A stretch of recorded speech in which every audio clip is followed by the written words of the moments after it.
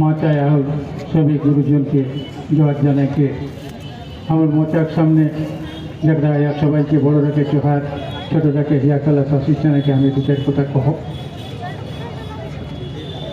আমরা দীর্ঘদিন ধরিকে বিশেষ করিকে দৌড়কু মহাসম্মেলনে সক্রিয়ভাবে কর্মী সমাজ করছি। করতে করতে আপনার সেই 14 সালে আজ 12 বছর কর্মী সমাজ করতে করতে নানান জায়গায় রাজ্য সরকারের কাছে কেন্দ্র সরকারের কাছে বহু আবেদন নিবেদন করেছি। আমরা এই করতে করতে আজকে প্রায় নিঃস্ব। সাধারণত আমরা সবাই নিজের নিজের খরচায় সমাজ করি, নানা রকমভাবে গায়ে আদায় সাদায় করে গাড়ি করি এবং দিল্লি কলকাতা আমরা বহু প্রোগ্রাম করেছি। আমাদের তখন ভরসাও ছিল যে 5 বছরের মধ্যেই কর্মীরা এসটি হবে, এই আশায় বুক বাঁধে সমস্ত শক্তি নিয়োগ করে সমাজটায় মন দিয়েছিলি। কিন্তু আজ 12 বছর অতিক্রান্ত হয়ে গেল, আমরা কিন্তু যে তিমিরে আছি সেই তিমিরেই আছি। আজ পুনরায় আদিবাসী তালিকায় অন্তর্ভুক্ত আমরা হতে পারলি না। তো আজকে আমি যেবারেই ভোট আসে তবারেই নতুন করে কারো উদ্দীপনায় আমাদের কর্মী সমাজ আরও পুনর্জাগরণ ঘটে। তাই এই 26এও ভোট আছে। আমাদের নেতাদের দিল্লি কলকাতা যাওয়া আসা শুরু হয়ে গেছে। দাবি পূরণ হবে কি না হবে নাই সেটা পরের কথা, কিন্তু সবাই আশ্বাস দিতে শুরু করে দিয়েছে। আমাদের কিছুদিন আগে রাজ্য সরকারের তরফ থেকে একটা চিঠি গেছে দিল্লিতে যে কুড়িমালি ভাষাকে অষ্টম তফসিলি তালিকায় তালিকাভুক্ত করতে হবে এবং সারনা ধর্মের কোড চাহে একটা চিঠি দিয়েছে রাজ্য সরকার। আজকে আমাদের দেখার বিষয় হয়েছে যে কেন্দ্র সরকারের ভূমিকাটা কি। আমরা তোড়পুর মহাসভার পর থেকে লক্ষ্য করেছি যে আমাদের রাজ্য সরকার খুবই সহানুভূতিশীল ছিল। নানান কাজ 17 সাল পর্যন্ত হয়েছে।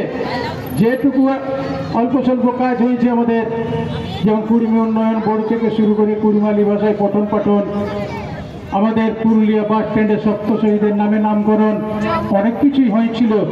কিন্তু কি অজ্ঞাত কারণে 17 সালের পর থেকে ফার্দার কমেন্ট এন্ড জাস্টিফিকেশন কেন্দ্র সরকার বারবার চাইছে, এরাও বলছে আমরা পাঠাচ্ছি, কিন্তু কেন্দ্র সরকার অ্যাকসেপ্ট করছে না।